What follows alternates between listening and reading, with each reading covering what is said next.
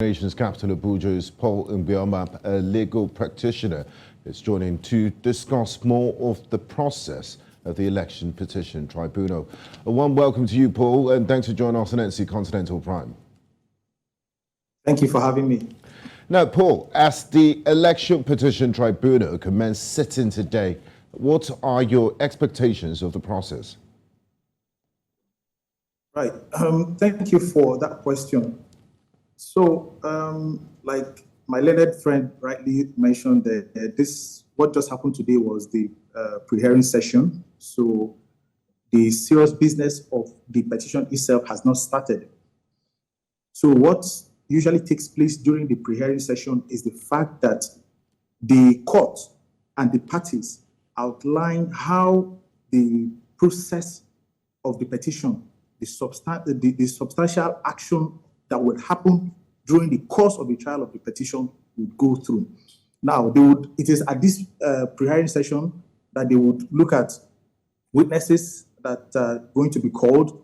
They will look at the manner of tendering evidence. So, for instance, if there are documents that are certified true copies of INEC results, right, and parties are not contesting some of those results. So at this pre-hearing session, it will then be agreed on as to whether those documents would go in first, and then before parties call their witnesses. So usually, the petitioners would open their case first and start with their witnesses.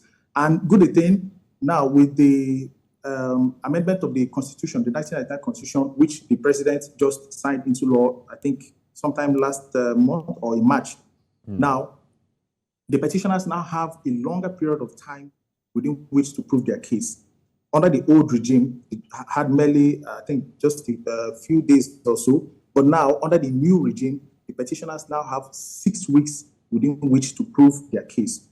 Now, after the petitioners have exhausted their 6 weeks, under these new amendments of the Constitution, the 1999 Constitution, each of the respondents then have not more than 10 days within which to also defend their victory, yes, so to speak. Now, it is after all this that parties will then file their final addresses, and then the court will then deliver its decision.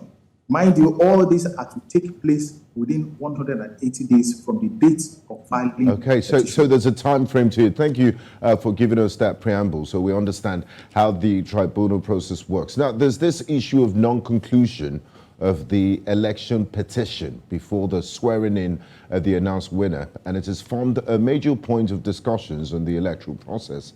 What's your take on this? And is the 180 days enough?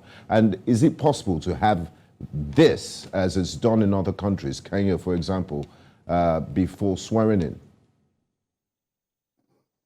Right. I don't think that there is really an issue about that. We know that over time, right from 1999, when we returned to democratic rule, losers of elections have usually gone to court, and it did not prevent the winners of the elections from being sworn in, right from the time of Chief Olusegun Obasanjo. But it's never happened on the presidential level, not at this level. Yes. Right. So that's not really a serious issue of contention, right? On that May 29, the truth of the matter is that the person that won the election will be sworn in. It doesn't affect the conduct of the proceedings, the petitions currently ongoing.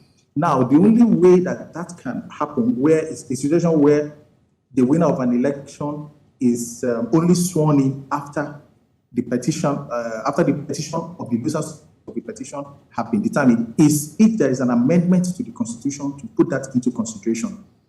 So long as there is no provision in the Constitution to the effect that a winner of an election cannot be sworn in until the petition against his victory is determined, nothing can stop the winner of an election from being sworn in. Okay, thank you very much for your time, Paul Mgbeoma, a legal practitioner, joining us from Abuja. We do appreciate your insights. Thank you. Thank you for having me.